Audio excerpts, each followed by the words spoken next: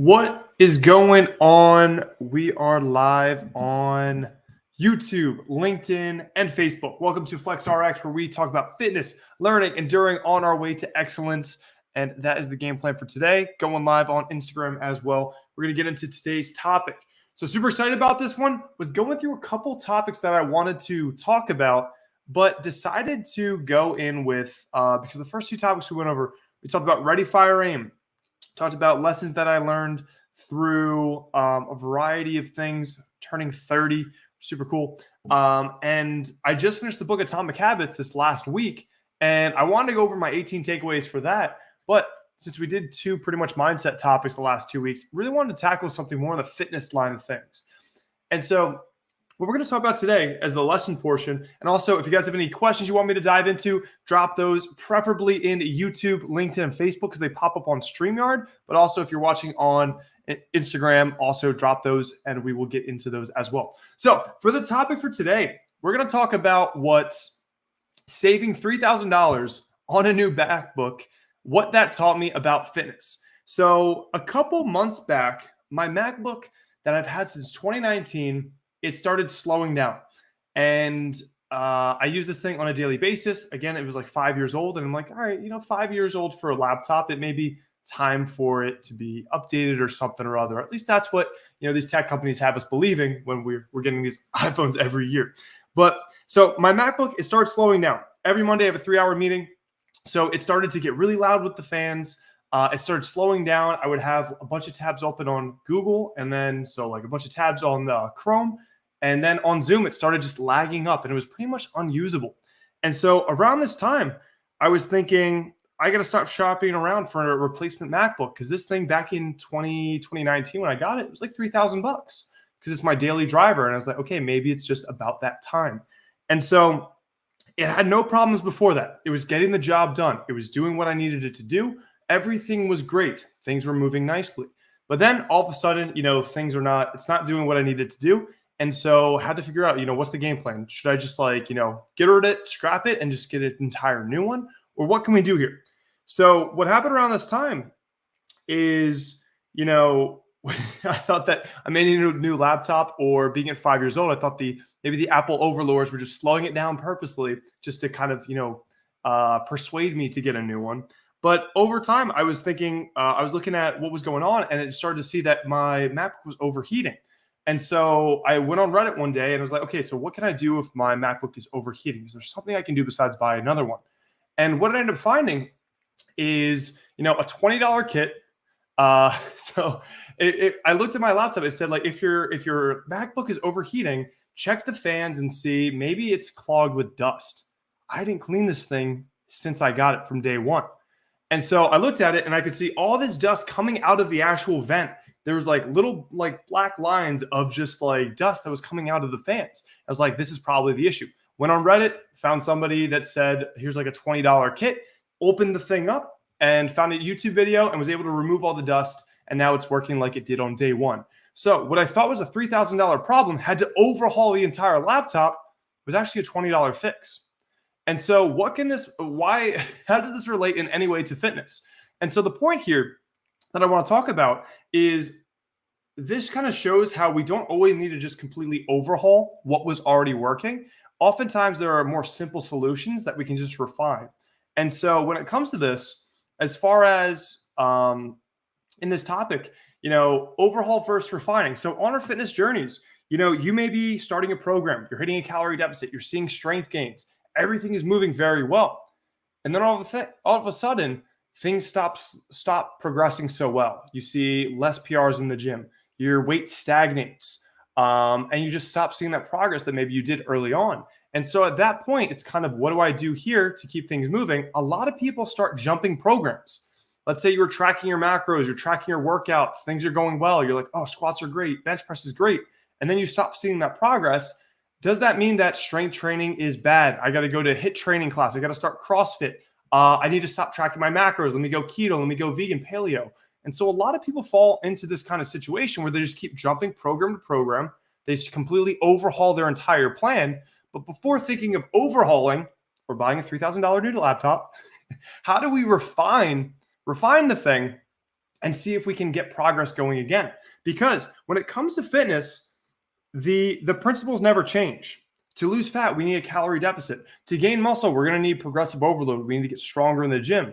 And so we just need to stick these things out for the long period of time. And so when it comes to these things, if you are having success, maybe before you overhaul and completely jump ship to a new program or entire new methodology, how do we refine the program and see that we get progress again? So what I want to talk about is how do we audit our progress and refine to get back to progress. So what this would look like is what I would do in this case is, again, we're going to go over what are the principles. So principles. These are the principles for changing your body composition. We need to be in a calorie. So we're going to talk about fat loss and building muscle. We need a calorie deficit. We need protein intake. And we need progressive overload. We got to get stronger in the gym. And if we're accomplishing those three things, we're really stacking the box as far as, building muscle, getting stronger, losing body fat. And so when progress slows, here are the things that I would look at before jumping ship entirely off the program I'm doing. Even if you are doing, let's say, keto, vegan, paleo, any kind of thing, if you're seeing progress in those first, let's say, 4 to 12 weeks, there may be something there that's working for you. So let's refine things because, again, these principles never change. The principles are always playing behind the scenes, no matter what game we play on top of those. We may be fixated on just eating more vegetables, but the game being played underneath is actually being in a calorie deficit. Are we getting more satiety per calorie, eating less calories, seeing that fat loss? So downstream, these are the games at play. So let's talk through this. So instead of an overhaul, how do we save $3,000 and do the $20 refinement just like the laptop? So what this would be is, first off, adjust your calories. Adjust your calorie intake. So if things stop, progressing, if you want to lose body fat and you're losing 1 to 2 pounds, and then all of a sudden you stagnate for like 3 or 4 weeks, how many calories are you eating? How many calories are you eating per day? Track them. Because this is, again, it's a game that you may not be tracking. It's an underlying principle that calories in, calories out, even if you don't track them, calories count. And so what we want to do here is just like kind of audit, okay, like, am I eating less calories like I initially was? Did I start eating more keto cookies? Keto was working the first, 2 to 4 weeks, but then I found these keto cookies that are delicious and they're great. So my carbs are staying really low, but now I'm eating like 4,000 calories because I'm having 5 keto cookies a day. You may be in the keto club still, but you just added a lot of calories. Maybe you started adding a lot more butter to your foods. Calories go up, but you're still in the keto club. Maybe initially you just weren't as stocked in the house with these keto quote unquote options that a calorie deficit was happening. So the second thing that I would do in this situation is, what is our objective rate of loss? Evaluate this. Evaluate. So weigh in daily. Weigh in daily. Weekly average. What is our average weekly rate of loss? And a lot of people too, when they think that they have stagnated, they just get used to really quick progress in the beginning. Let's say that keto example. You may lose 10 pounds of weight in the first month, but it may not actually be body fat. You may have just lost, let's say, 5 pounds of water, because what happens with carbs in the GI is they hold a lot of water. So that is literal water weight. And so when we just kind of have that clear out of the GI just with time, and we're just having that more dense calorie source of fat that doesn't hold on to too much water, you just have less of that in your weight equation. So you may only be down 5 pounds of fat, but you think you're down 10 pounds. So then once you don't have that water weight inflating your rate of loss, now things are slowing down to, I'm just losing, 1 pound per week. But it's 1 pound of actual fat tissue, which you already were losing previous. You just don't have this inflated number because of the water that's leaving the body. So that's something there too. And a lot of times what I see with people is people think that they were getting really fast progress initially, and then when it slows, they're still moving at a good rate. They're still losing 1 to 2 pounds per week, but they're just not tracking it. It's just not every other day is a new PR or a new all-time low. So you're seeing 0.2 pounds, then up 0.4 pounds, then down 0.5 pounds. And so it's really just kind of nickel and diming its way down. But that's what normal fat loss looks like. So sometimes it's just the expectation. So it's good to evaluate that and get that objective rate of loss. The third piece, what is your step count? So evaluate kind of what those steps are. Did you start out that program and you were kind of getting out consistently? Were you getting more steps in? Did something change in that realm as well? Are you more, sedentary? And maybe you're just having less calories out in the equation. Is your training getting easier? You're not keeping up that intensity as previous. And now tackling that, if our progress in the gym slows down, instead of overhauling, strength training doesn't work. And I got stronger for like 12 weeks. And now it's so hard to hit a PR. Even if you hit a PR every 4 weeks of 5 pounds, you're going to add 60 pounds to that exercise an entire year, which is an amazing PR. I would love to get 60 pounds on my bench press. I'd be hitting 405. Nowhere's close to that right now. And so it's also important expectations. But when it comes to you, let's say you hit a really sticky plateau, you are actually objectively not progressing too well when it comes to your strength.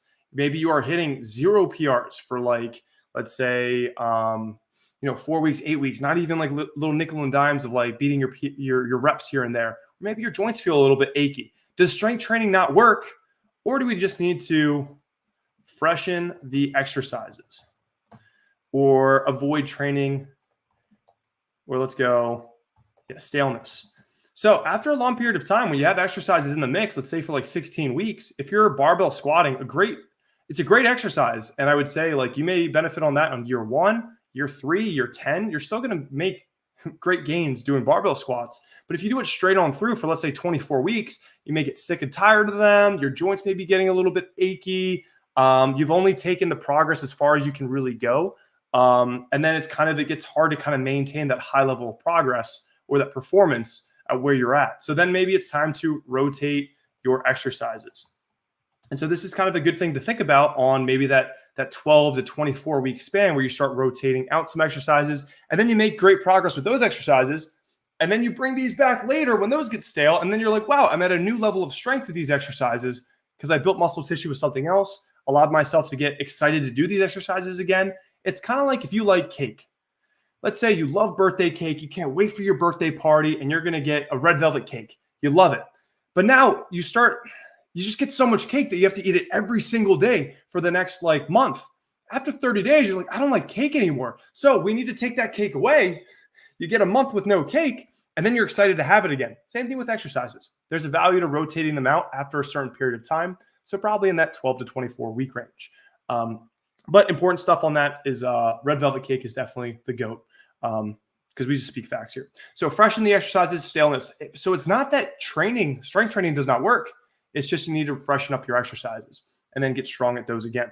So kind of this whole piece, kind of the point of the story of the laptop, same thing happened to my AirPods, which I don't have with me right now, but same thing. The rubber tips on the AirPods, they started to rip. So I'm like, oh man, so I'm going to have to get another $250 pair of AirPods. But then I saw after looking on the internet a little bit, it's 2024 guys. I was able to find you can get $10 for a new set of tips. I put those on, I'm good as new. And so I'm going to wear those for another 5-10 years. So that's the cool thing too, is sometimes we don't need to overhaul and just replace these things entirely. There's usually refinements or cleanups, just like removing the dust on a laptop, changing the ear tips on some AirPods, or just changing up your inputs in terms of a program that actually works, because the fundamentals stay the same. Just like with a laptop, I need to access Zoom, I need to access Chrome, I need to access Trainerize.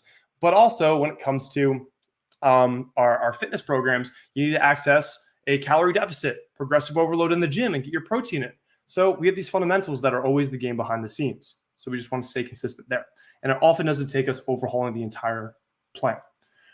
So to finish up piece on this, when we find something that works and then stops, try to find the ways that we can, refine, change, audit, and then find that progress again. Because when you find something that works, you're usually just a couple tweaks away from it working again, rather than just trying to find an entirely different plan that gets you where you want to go. And so remember the principles, don't overhaul, just redirect and clean up. And that's kind of the game plan here. So that's what I learned from saving $3,000 on a new MacBook and just cleaning out the dust rather than overhauling the MacBook. And that's kind of what it reminded me in terms of fitness, that you don't have to always overhaul the entire plan. So I hope that's helpful for you guys for today. Now let's get into some Q&A. What we got? Ooh, we're not showing up on LinkedIn. Well, that's sad. Oh, well. All right. So we got Greg. Hey, Kevin, if I'm making PRs every week and am not on gear, could it be that I'm not lifting? Oh, I forgot to get my root beer. Could it be that I'm not lifting heavy enough or not realizing, is it normal for someone with 15 plus years of lifting to make PRs every time? Great question. And that's kind of, a little bit of what we just mentioned is the actual rate of gain, the actual amount of muscle that we gain is pretty darn slow. And so when it comes to like how much muscle can we actually gain, a lot of people think that it's going to be so obviously progressive that we're getting super jacked. But let's take it from the bench press example. So if I'm making PRs every week and I'm not on gear, could it be that I'm not lifting heavy enough or not realizing, or is it normal for, lifting to make PRs? It's not normal. It depends though. So, okay. So let's say you just freshened your exercises. So you just changed up your exercises. So you're going to hit PRs every week, probably, no matter what level of you are, because you're going to get the skill of the movement. It's kind of like if you play basketball for the first time in like 5 years, just by, throwing the basketball 2 consecutive days, your skill acquisition is going to go through the roof. In terms of like squatting, you're going to be getting so much better because you're just more skilled and comfortable at squatting. But eventually you hit the point or the part where like your muscles are your limiting factor, the strength of your muscles, less of that motor or cognition or whatever, the skill of the actual movement. It takes some time to get that up before we actually like really are just taxing the muscles. So when you have a fresh set of exercises, you're going to probably hit PRs every week. Eventually it slows. And so still good progress, I would think, is like, weekly, I'd say weekly winning by 1 rep is still progress. That's still a PR, just winning by 1 rep. And I could even say, let's say you have 4 sets of hamstring curls. And the last week you hit, let's say the goal target rep range is like 8 to 12. And you hit, 10. No, let's make this easier. Let's go. You hit 9, 8, 8, 7. But then the next week you come in and you hit like 10, 9, 8, 7. That's still a win. That is still a big win because you just hit, pretty much a 2-rep PR. You beat the first set, you beat the second set, and you maintained on the other 2 sets. So that's still moving things in the right direction. Compound that over weeks, you're still making good progress. But when you get more advanced, these are kind of the battles more so you're trying to win. So what I think about this, especially for people more advanced, what is realistic progression? And what I like to think is going to be, think of your rep ranges as plus or minus 2. So let's say sets of 8 reps. Think of it as plus minus 2. So that means it's now 6 to 10 reps. And so if you kind of, as we said on that previous example, if you start, beating a couple of those sets by a rep, and let's say, you hit, let's go 8, 8, 7, 7, but then the next week you come in, you hit like 9, 8, 8, 7, but then you hit like 10, 10, 8, 7, I would bump up the weight. I'd probably bump up the weight for next time. Just because you're now starting to, on average, beat that mid-range. When you're starting to average 9 or 10 reps, that's when I'd probably just bump up the weight. And then you're going to see yourself probably more in the 6 and 7s. So those are just ways that I'm thinking, like, you're not going to hit a weight PR every week, especially as you're more advanced. Maybe someone new, you can probably add 5 pounds here and there. On leg press, more realistic. On lateral raises, very unrealistic, because 5 pounds on your lateral raise is like 20% of the overall weight you're lifting. So it depends on the exercise as well. But even if you're just stacking up these small wins, just beating the set of your sets in terms of like 1 rep here, 1 rep there, that's going to be solid. But also sometimes if in a calorie deficit and advanced, you still got to think maintaining performance at a certain level of leanness, if you're getting very lean, is progression. Because mass is in the force equation. So mass is in the force equation, especially for like pressing strength. If your overall body weight goes down, but you're still pressing the same amount of weight and you're not losing progress, that's actually pretty hard to do, because our chest is probably the most, our presses are most correlated with our actual body weight. So it's interesting there that, like, if you are maintaining that performance, that's still progression. But I would say if you're going from like 30% body fat to 25% body fat, you're less likely to lose any strength than if you are going from like 15% body fat to 10% body fat, or 10% body fat to 5% body fat. So also making sure that you're maintaining that. But after 15 years of experience, we got to manage our expectations in a training block. So I would say, let's say you have a new training block. So a ton of fresh exercises. I'd expect like the first 8 weeks of that, hitting pretty consistent PRs, moving weight up reasonably quickly. So, bumping the weight up every, like, let's say 2 to 4 weeks. But then I would say like that back half, let's say the next 4 to 12 weeks, it's going to be tougher. It's going to be really tough to hit those PRs, to really push those reps, but like really fighting for 1 rep here, 1 rep there. And then kind of once you're like really getting stuck for a good amount of time and step bro isn't around to save you, then I probably at that point would just freshen up the exercises and probably change things. Like if I'm stuck for like, let's say, 3-4 weeks at the same kind of performance, I'd say it's probably around time to just freshen up the exercises, especially if you're pretty advanced. So hopefully that's helpful to you.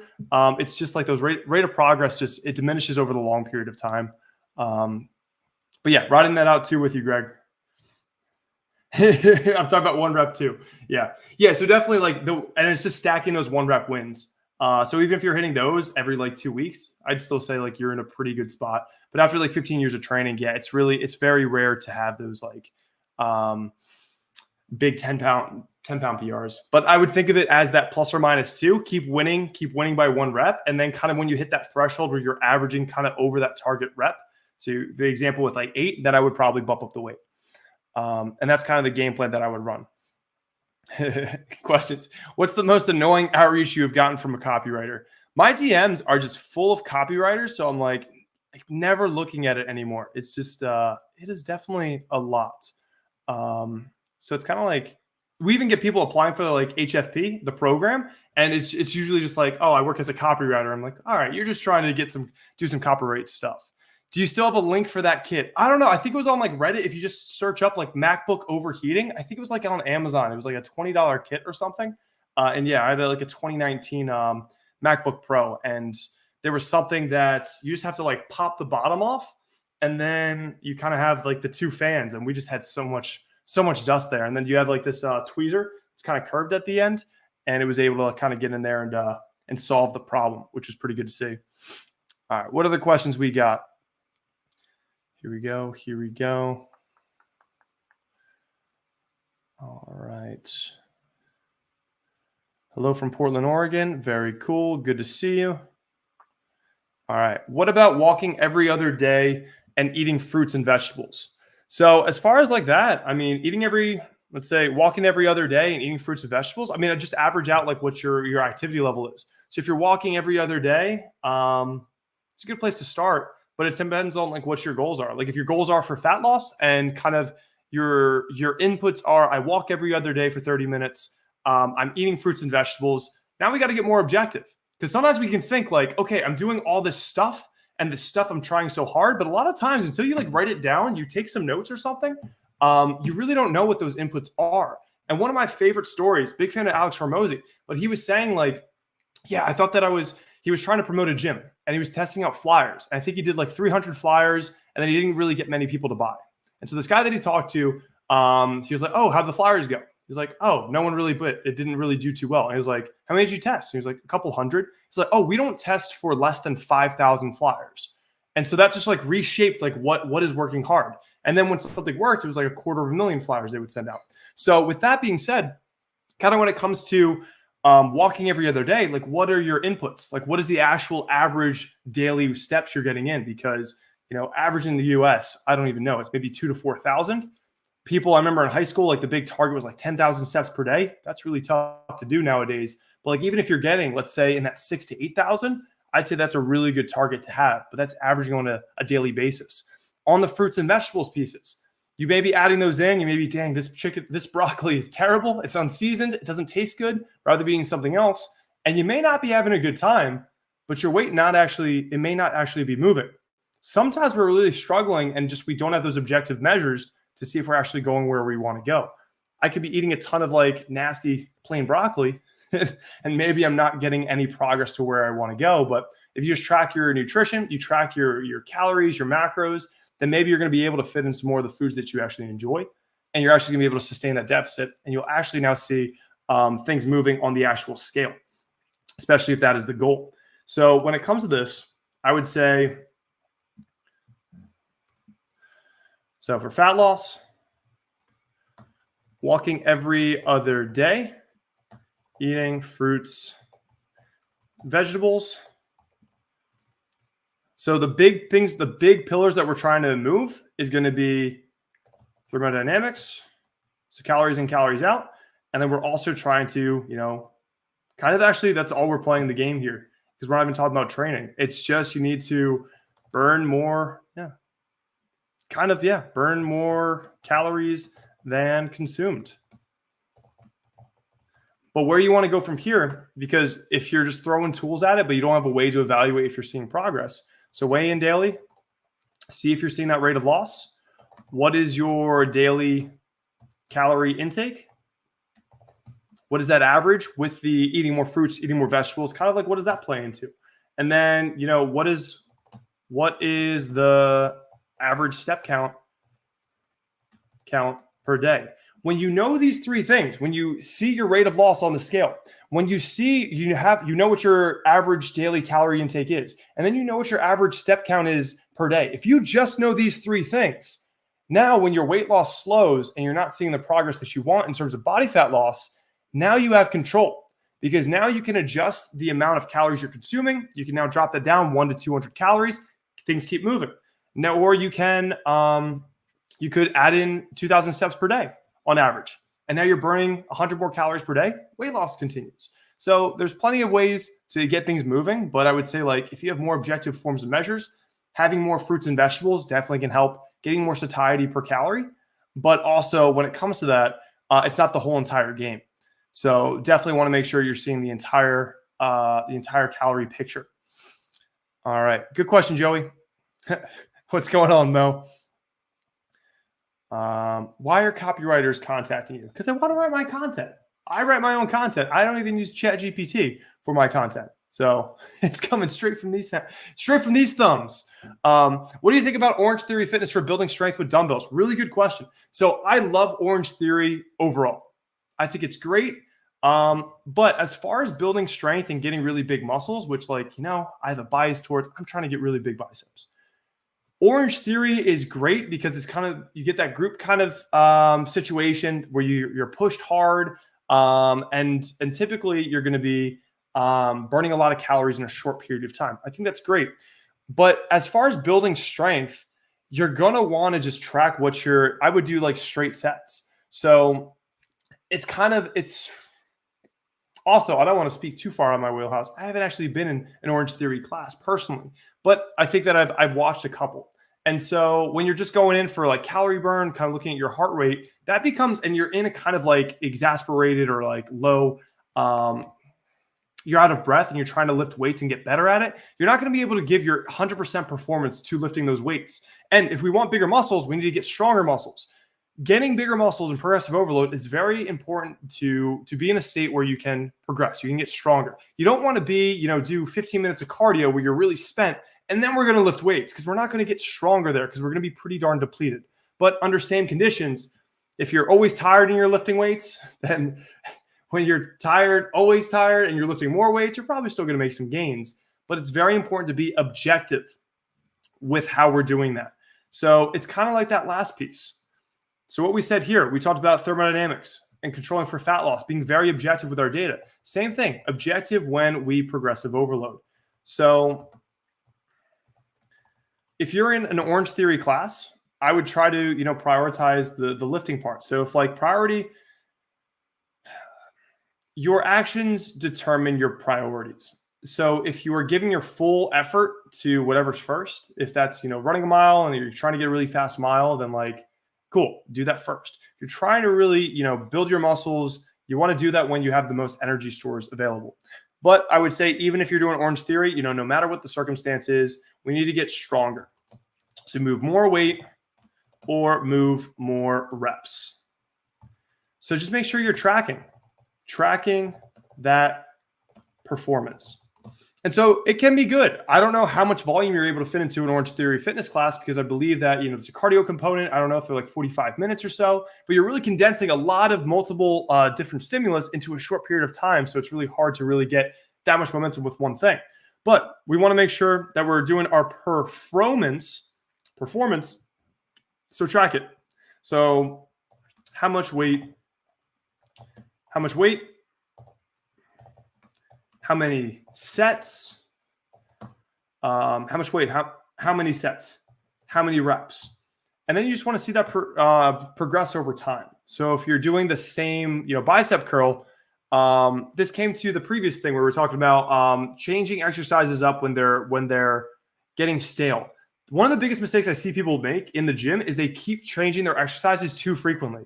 You do this bicep curl for a week, and then you do this other bicep curl for a week. Then you do another bicep curl for a week, and you never actually get a standard of performance. You never actually know where you are because you keep changing the thing that we're tracking. And it's kind of like if you want to lose body fat, but this week you weigh in. Next week you take calipers and you stop weighing in. The following week you're just going by how a shirt fits. It's like all those things are good, but you need to know difference of that same thing that you are tracking. So if you're always looking at how your shirts fit, you see how that changes over time. If you're always weighing in, you see how that changes over time. If you're going by, the belt loop, where your belt loop was here, so you see that change over time. And so same thing when it comes to training. If you're doing a different bicep curl all the time, you can't tell when you're actually getting stronger because you just keep changing the test.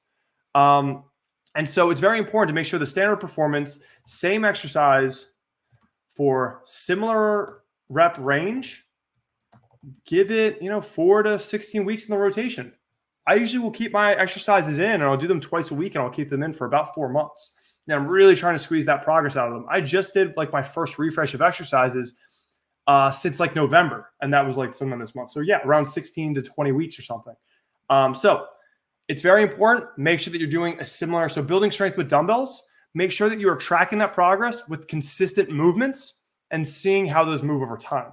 And also, if there's certain things you want to get stronger at, if you're only doing 2 sets once a week of chest movements, and you want to get a stronger chest, it just is resetting expectations. It's typically to really make good gains, you're going to want to be in that 10 to 20 sets per week. I'd say 8 to 12 is going to be a fine amount of sets on a weekly basis to make some good progress.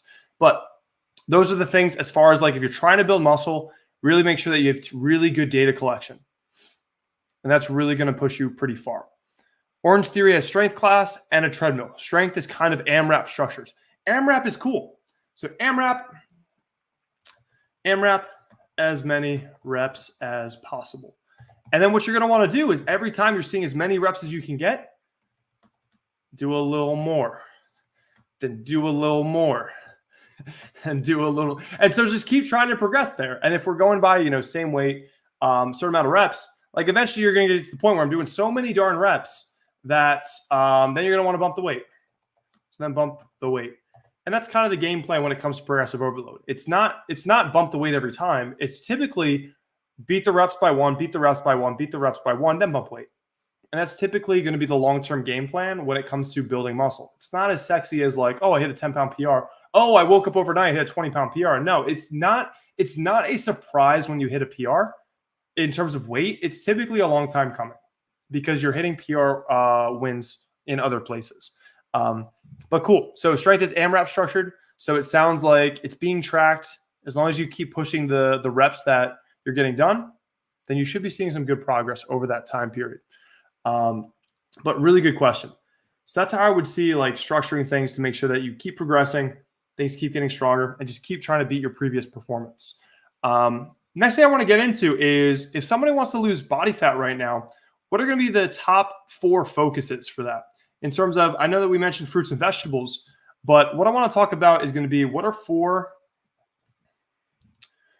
cheat codes. 4 cheat codes for getting lean.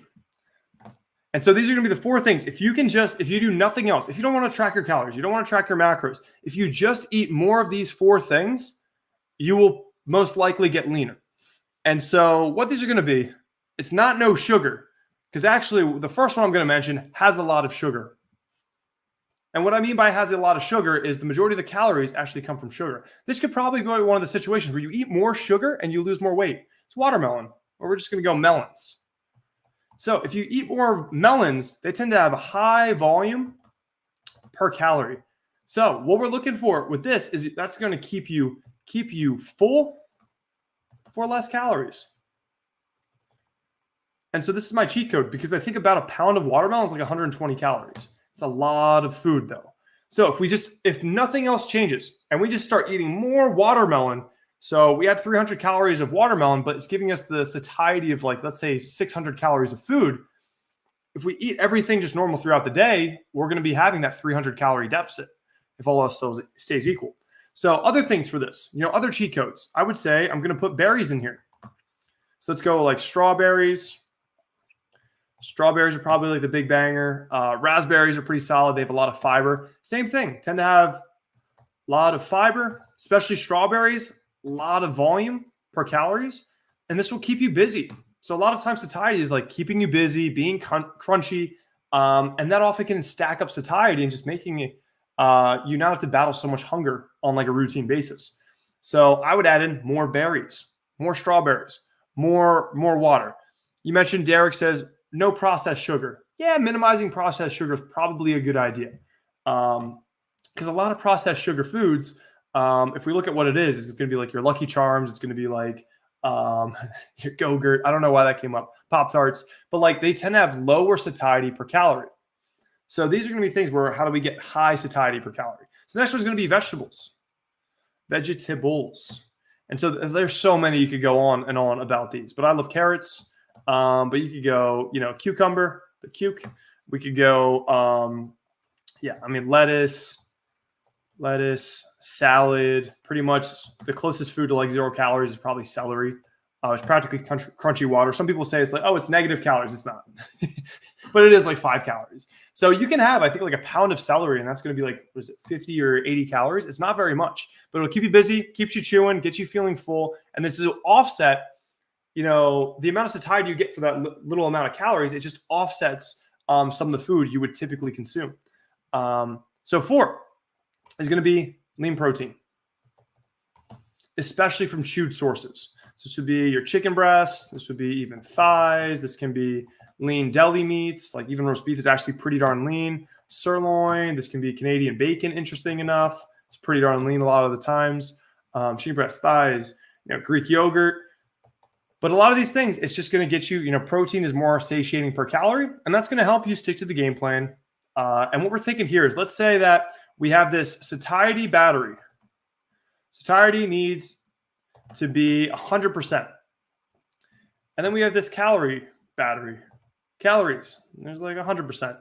If we get something that is going to fill satiety by like 30% for the day for 10% of our calorie budget, that's a good trade.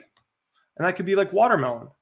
And so if we can get our day to getting our satiety at 100%, but then our calories are only, 85% of maintenance, that's going to make something a lot more easy to stick to. And we're getting that calorie deficit there. So this is what I think about when I'm thinking about like, what am I going to eat for like a deficit? I'm trying to stock up and add more of these, make them very readily available, put them in the fridge, put them in my environment, make these readily available sources. Because if I eat more of these, more satiated, and then I'm going to be able to have a higher likelihood to stick to the game plan and see fat loss over time and sustain that calorie deficit. If you're hungry all the time, it's going to be really difficult to stick to the game plan and actually see it out long enough. I have never seen somebody lose 50 pounds in a month, but I've seen plenty of people lose 50 pounds in, let's say, 25 weeks. So it's less so trying to make things super hard to do, but do them very quickly. It's more about how do we make things as feasible as possible and keep taking steps forward and just sticking those weeks, week over week, and keep lining up those win streaks. That's how you get to those big goals. So I hope this was helpful for you guys. Thank you for showing up on this one. Next FlexRx Live is going to be this upcoming Tuesday at 2 p.m. And definitely feel free to let me know if you guys have any questions. Again, it's always easier to see the YouTube questions and the Facebook questions. But I will see you guys next week. Talk to you later. Bye.